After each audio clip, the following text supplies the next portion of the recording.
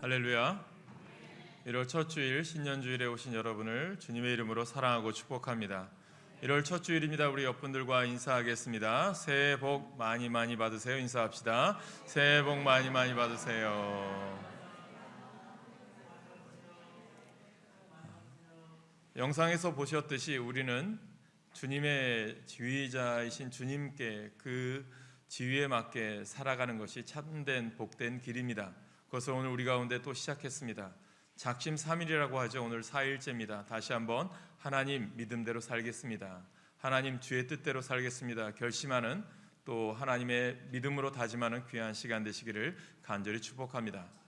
어떤 수상 소감을 발표하는 자리에서 보니까 이런 말을 하더라고요. 다른 소감이 아니라 더 많은 것을 이야기하기보다는 내가 있는 이 자리에서 내가 맡겨진 일에 최선을 다하겠습니다. 그런 말을 할 때 그것이 더 의미 있지 않을까. 오늘 내가 특별한 삶을 살아가기보다는 내가 오늘 지켜야 될 자리, 내가 있어야 할 삶을 살아갈 때 하나님 그 가운데 함께 하신다라는 것이죠.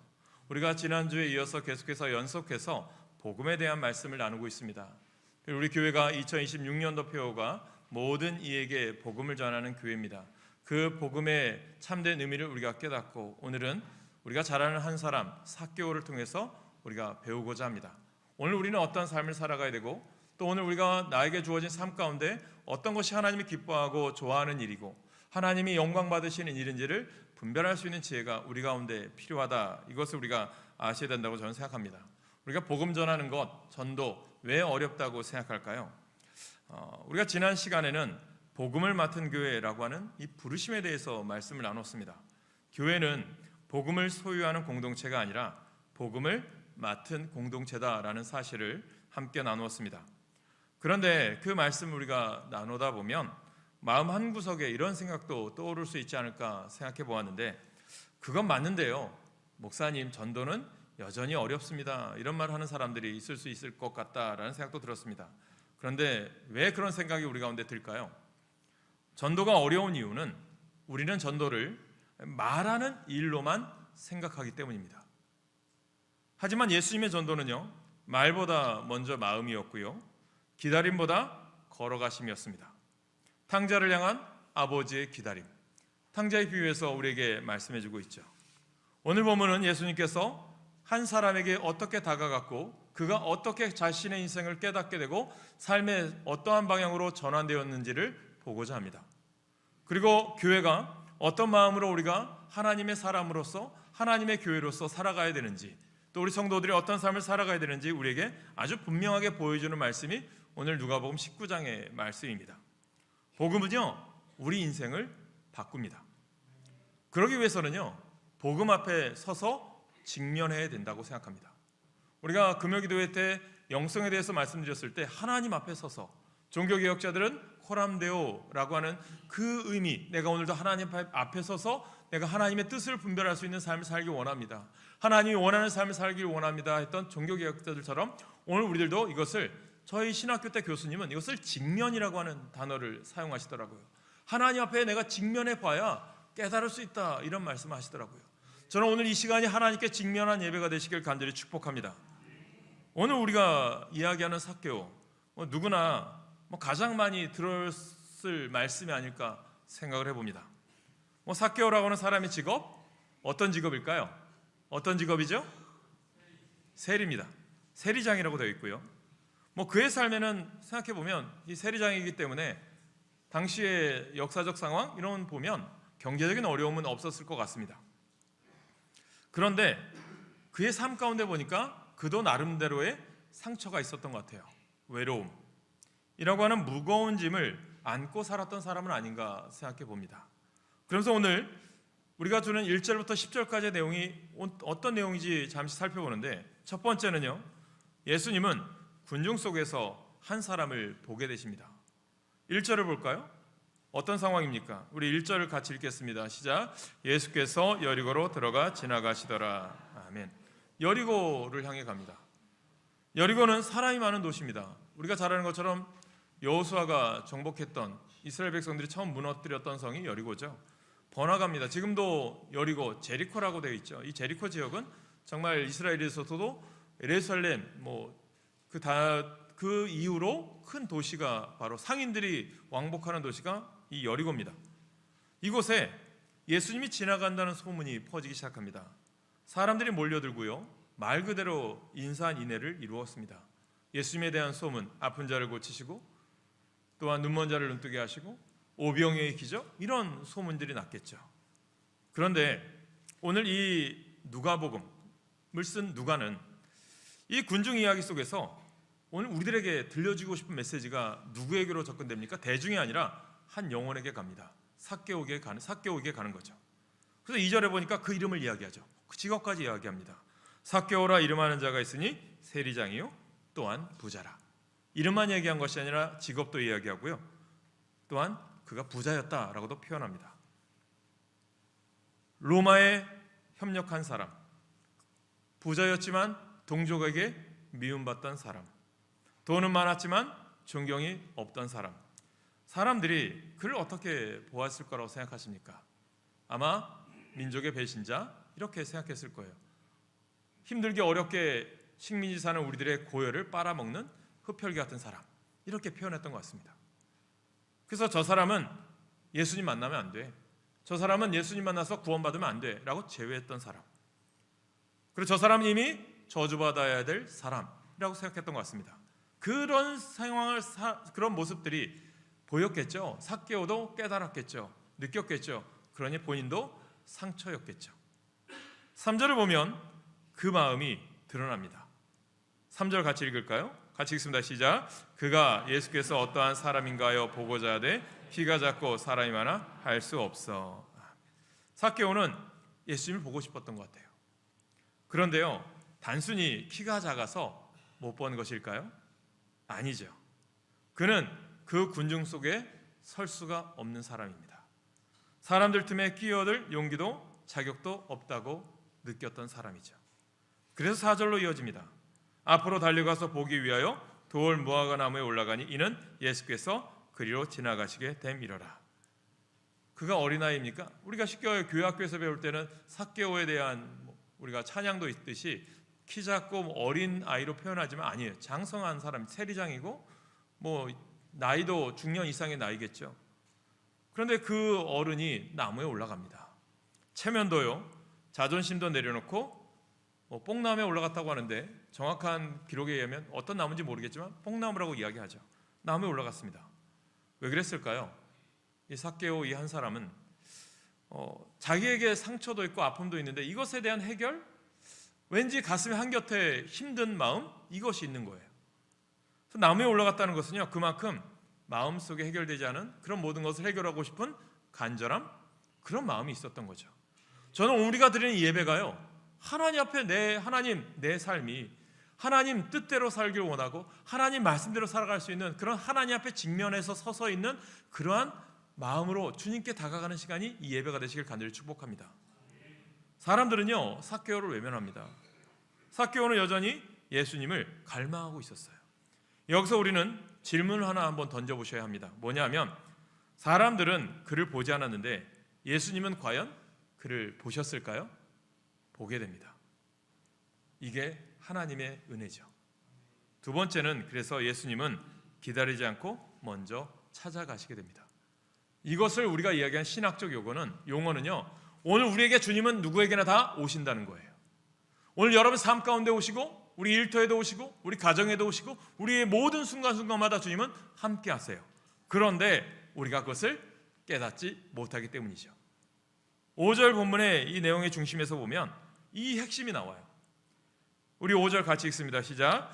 예수께서 그곳에 이르사 쳐다보시고 이르시되 삭개오야 속히 내려오라 내가 오늘 내 집에 유하여 하겠다 하시니.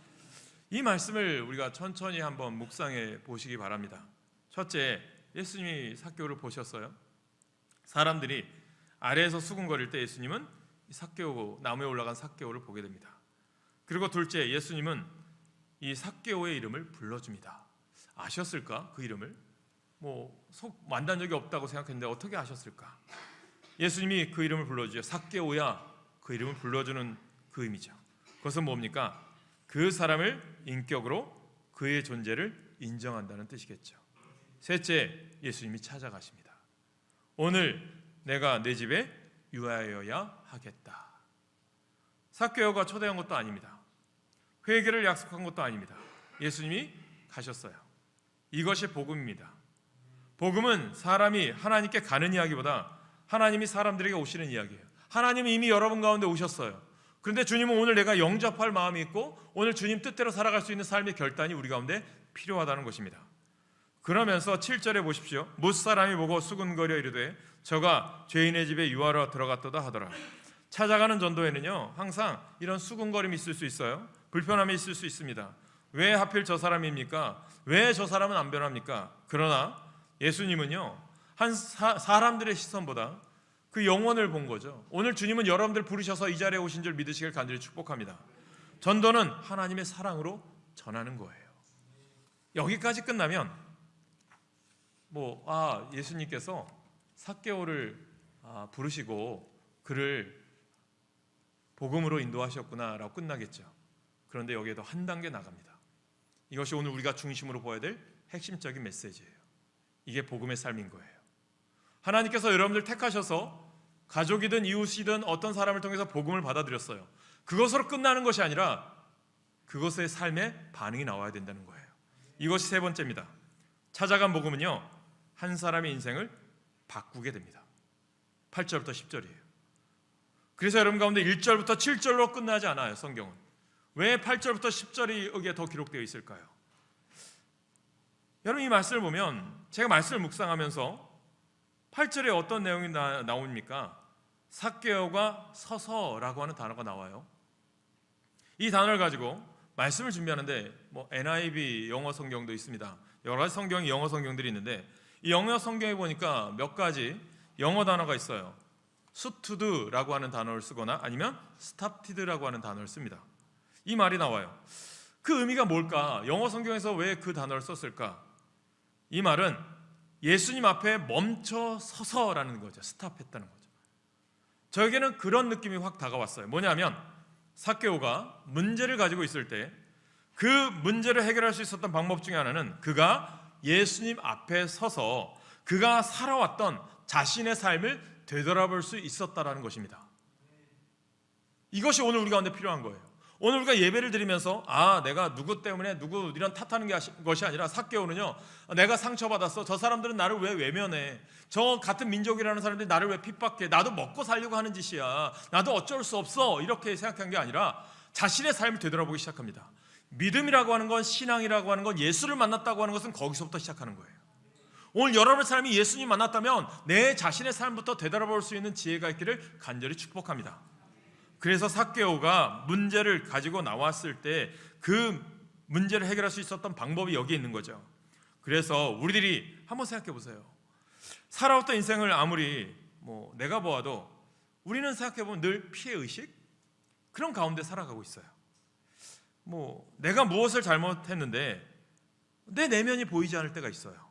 그런데 삭개오가 예수님 앞에 스탑해서 보았을 때 그가 고민을 가지고 예수님 앞에 섰을 때 그의 상처들이 보이기 시작했고 그가 상처 때문에 다른 사람들에게 또 상처를 주었던 일들이 그런 것들이 보이기 시작한 거예요.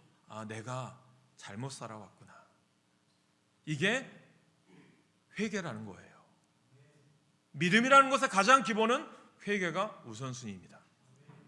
그래서 회개하라, 천국이 가까웠느니라, 예수 그리스도의 복음의 핵심, 세례 요한의 핵심이 거기 아닙니까? 우리가 그래서요, 예수님 앞에 우리가 서지 않으면 우리들의 상처 가운데서 다른 사람들에게 상처를 줄 수 있는 정당성들을 어떻게 합니까? 내 중심으로 해석하는 거예요. 자기 중심적. 그래서 끊임없이 성경은 내가 죽고 예수로 살아라라고 하는 말씀을 이야기하는 겁니다. 늘 내 중심적으로 생각하고요, 내 생각대로 판단하려고 합니다. 잘못된 겁니다. 그래서 여러분들 기독교 고전이 뭐예요? 신학교 때 1학년 때 교수님이 읽으라는 책이 예수님이라면 어떻게 하실까?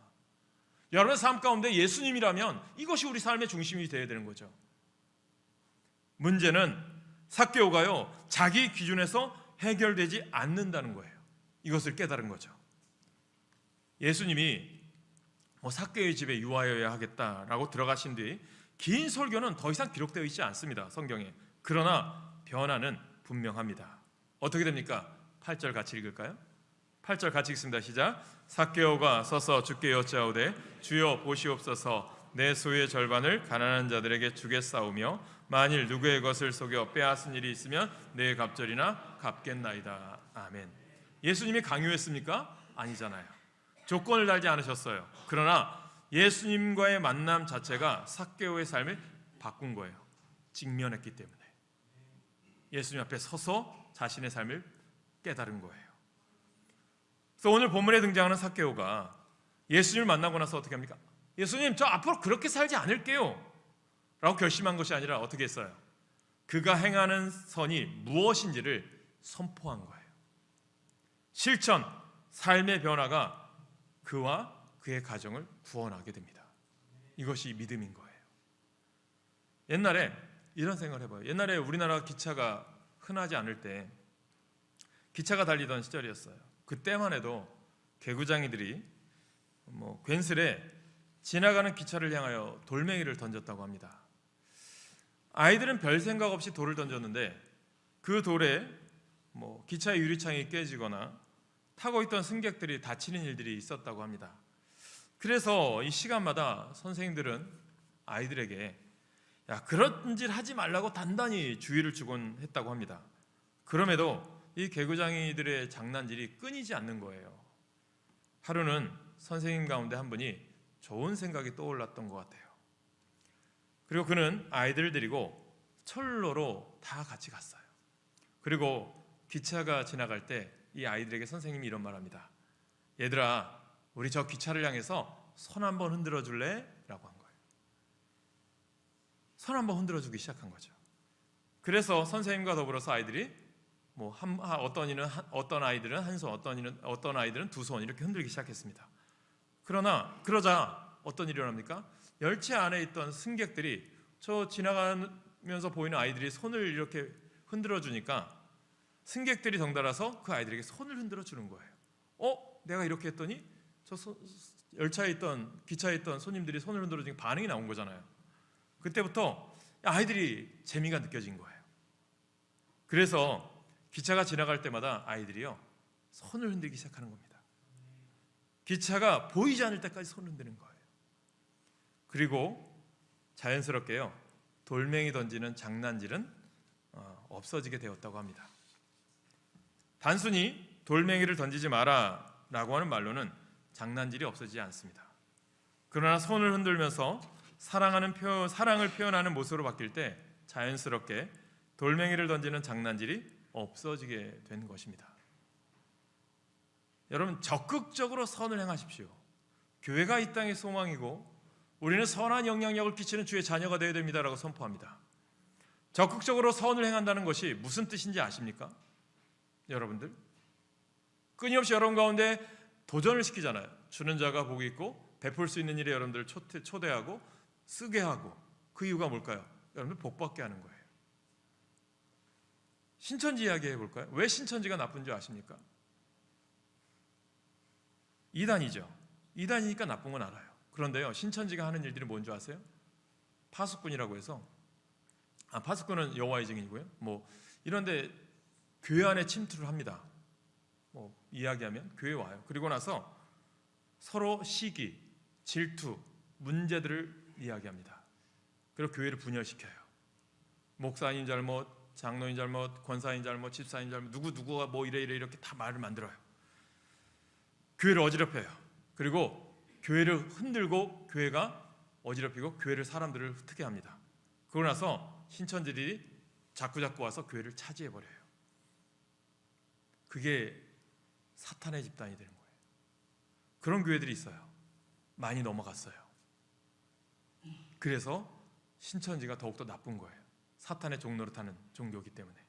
종교라고도 부르기 싫어요. 통일교도 마찬가지고요. 우리는 분별할 줄 아셔야 됩니다. 사랑하는 성도 여러분, 삭개오가 오늘 우리들 가운데 주는 메시지가 뭘까요? 분열의 영으로 상처를 만드는 것이 아니라 상처를 낼 수 있는 것들을 아름답게 만들어갈 수 있는 것이 무엇인지 우리는 깨달으셔야 돼요. 우리가 하나님의 사람이라면 하나님께서 우리가 어떤 사람이 되고 어떤 삶을 살기를 주님은 원하실까요? 삭개오가 주님 앞에 서서 그의 삶을 결단했을 때 그의 결단을 삶으로 옮기기로 하고 그의 재산을 내어놓았을 때 어떤 단서 조건이 있었습니까? 없었어요. 재산의 절반이 누군가를 위해 쓰일 것이고 그가 잊어버리고 있었는지 모르겠지만 누군가가 자신 때문에 손해를 보았다면 4배를 갚겠다라는 것입니다. 그래서 로마서 12장 18절에 보면 이런 말씀이 있습니다. 같이 읽습니다. 시작. 할 수 있거든 너희로서는 모든 사람과 더불어 화목하라. 여기서 주목해야 될 단어가 있어요. 뭐냐면 우리가 노력한다고 평화가 이루어지는 것은 아닙니다. 우리가 주는 사랑을 모든 사람이 받는 것도 아닙니다. 내가 아무리 노력해도 안 되는 사람들이 있습니다. 우리에게 필요한 것은 안 되는 사람들에게 집중하지 말고 할 수 있는 대로 오늘 우리가 최선을 다해서 주의 일을 감당하라는 것입니다. 누구 때문에 누구 보면서 하는 것이 아니라 내가 오늘 하나님 앞에 바로 서기를 주님은 원하신다는 거죠. 그리고 9절에 보면 예수님의 선언이 나와요. 9절 같이 읽습니다. 시작. 예수께서 이르시되 오늘 구원이 이 집에 이르렀으니 이 사람도 아브라함의 자손임이로다. 아멘. 이 말씀을 이대로 읽을 수도 있는데 영어 성경의 원어를 보면 특별히 왜냐하면 우리 한글 성경은 아시다시피 번역의 역사를 보면 성경에 한국 성서공회가 판권을 가지고 성경을 보급하는데 우리가 아는 것처럼 구약은 히브리어, 신약은 헬라어, 그리고 그 언어가 라틴어로 번역됐고요. 독일어로 번역됐어요. 독일어에서 번역된 것이 영어로 번역됐고요. 영어로 번역된 게 한문으로 번역됐습니다. 중국으로 복음이 들어가면서. 그리고 중국에서 번역된 말이 한글로 번역된 거예요. 그러다 보니까 단어들이 여러분들 이해 못하는 단어가 있어요. 감람나무라는 게 지금 우리 가운데 있습니까? 없어요. 올리브나무예요. 감람유라고 얘기하죠. 성경엔 올리브유예요. 이것을 우리가 요즘 현대어 성경이나 쉬운 성경은 그렇게 쉽게 이해할 수 있는 표현을 사용하고 있어요. 영어 성경에도 보면 이 단어가 어떤 의미인지 우리가 알 수 있거든요. 그래서 영어 성경 이야기하는 겁니다. 여기에 보면 순서가 좀 달라요. because라고 하는 단어를 사용했는데 우리 성경에는 삭개오의 집에 구원이 이르렀고 그래서 이 사람도 아브라함의 자손이다 라고 선언하고 있는데 영어 성경에 보니까 이 사람이 아브라함의 자손이기 때문에 구원이 이르렀다라고 표현되어 있는 겁니다. 이 말이 무슨 뜻이냐? 잘 이해하셔야 돼요. 삭개오의 직업이 세리장이었지만 그가 유대인의 자손이라는 것이 변할 수 있는 일일까요? 아니잖아요. 내가 어떤 일을 해도 내가 한국 사람이라는 것은 변하지 않아요. 단지 그가 아브라함의 자손으로서 살지를 못했었다라는 거예요. 이해하는데 뭐냐면 우리가 예수를 믿는 그리스도인이잖아요. 기독교인이잖아요. 같은 뜻입니다. 기독교, 그리스도인 같은 뜻인데 내가 부를 때 나는 어느 교회 교인이고 어느 교회 성도입니다라고 이야기하잖아요. 그러면 원하는 게 뭘까요? 그 이름대로 살아가고 있느냐는 거예요. 그렇게 살지 않고 그냥 이름뿐인 아브라함의 자손, 그냥 한국 사람이라고 불리우는데 한국 사람 같지 않은 사람, 그런 모습이었다는 거예요. 그런데 예수 그리스도 앞에 직면에 서서 그가 이제는 한국인답게 사는구나, 아브라함의 자손답게 사는구나, 이렇게 인정받은 거예요. 그래서 사도 바울은 이것을 쉽게 얘기하는 거예요. 사도 바울도 이야기하는데 신학적인 용어예요. 표면적 유대인이냐 이면적 유대인이냐, 이것도 일맥상통하는 부분이에요. 뭐냐면 율법을 아는 자와 율법을 지키는 자가 다르고요, 하나님의 은혜를 아는 자와 하나님의 은혜를 경험한 자가 다른 차원의 문제라는 거예요. 우리의 생각대로가 아니라 하나님 앞에 설 때, 그래서 주시는 하나님의 능력은 뭐냐? 하나님 뜻대로 살아가는 사람이 필요한 거예요. 오늘도 우리가 하나님 앞에, 저는 여러분들 삶 가운데 직면하는 시간이 예배가 되시길 간절히 축복합니다. 사람들은 삭개오를 죄인이라 불렀지만 예수님은 이렇게 말씀하시는 거예요. 비로소 이 사람도 하나님의 자녀다. 마지막 10절을 보면 이런 얘기하는 거죠. 잃어버린 자가 뭐예요? 하나님의 사람인데 하나님 사람답게 살지 않은 거예요. 오늘 이 땅도 마찬가지예요. 하나님이 온 우주 만물을 창조하시고 모든 사람들 다 창조하셨어요. 다 창조하신 사람이에요. 나만 창조하고 저 사람 그게 아니에요. 그들 다 구원받을 사람인 거예요. 이것을 장로교에서는 예정론이라고 표현했는데 이 예정론을 잘못 이해한 사람들이 뭐라고 얘기한 거예요? 나는 구원받을 사람으로 미리 예정돼 있고 저 사람은 지옥 갈 사람으로 예정돼 있다. 이거 아니거든요. 그래서 장로교가 나중에는 잘 다시 해석한 거예요. 어떻게 해요? 저 사람도 언젠가는 하나님께로 돌아올 예정이 있는 사람이다. 이중 예정론을 이야기하죠. 비판이 들어오니까 다 이건 신학적인 싸움일 뿐이고 오늘 우리들이 누구나 다 하나님을 사랑하시죠. 그런데 내가 이 의미는 뭐냐면 내가 오늘 믿음대로 하나님의 자녀답게 살고 있느냐는 거예요. 삭개오가 깨닫게 된 거예요. 사랑하는 성도 여러분, 오늘 말씀을 이야기합니다. 이 말씀은 우리 각자에게 질문을 하는 거예요. 내 삶 속에 여리고는 누가 있습니까? 군중 속에 숨어있는 삭개오는 누구입니까? 나는 오늘 진정한 그리스도인으로서의 삶을, 예수 믿는 자의 삶을 살아가고 있습니까? 예수님 앞에 내가 오늘 삭개오처럼 직면에 서서 내 삶을 되돌아볼 수 있는 삶을 살아가고 있는가? 그래야 우리가 새해를 복되게 살아갈 수 있는 거예요. 오늘 예수님은 여러분 이름 부르시는 겁니다. 함께, 주님은 함께 하길 원하시는 거예요. 그리고 오늘 우리는 내 마음에 예수님의 마음을 품는 거고 내가 예수로 살아가는 것입니다. 저는 오늘 이 시간 우리 교회가 2026년도에는 한 사람 한 사람이 예수님의 마음을 품고 삶 속에서 그리스도인의 삶으로 아름다운 복음을 전하는 교회가 되길 간절히 축복합니다. 말로도 복음 전하지만 삶으로도 전하는 여러분 되시길 간절히 축복합니다. 교회 나와서 서로가 서로를 권면해주고 믿음의 삶을 가르쳐주는 게 필요한 거죠. 제가 속회에 대해서 4주간 금요기도회 때 말씀드렸어요. 속회에서 신앙생활에 대해서, 교회 헌신하는 것에 대해서, 헌금 생활하는 것에 대해서, 예배 생활에 대해서 기본적인 것들이 거기서 말씀을 양육해주고 해줘야 되는 거죠. 그래야 할 때 교회가, 교회 안의 교회가, 속회가 부흥하고 교회가 부흥하는 것입니다. 저는 오늘 이 시간 삭개오가 예수 그리스도 앞에 참된 삶을 회복했던 것처럼 오늘 우리가 참된 그리스도인으로서 세상을 구원하는 일에, 세상의 많은 영혼들을 주님께로 인도하는 일에 아름다운 삶의 모습을 드러내는 우리 하나로 중앙교회 모든 성도 되시기를 주님의 이름으로 간절히 축복합니다.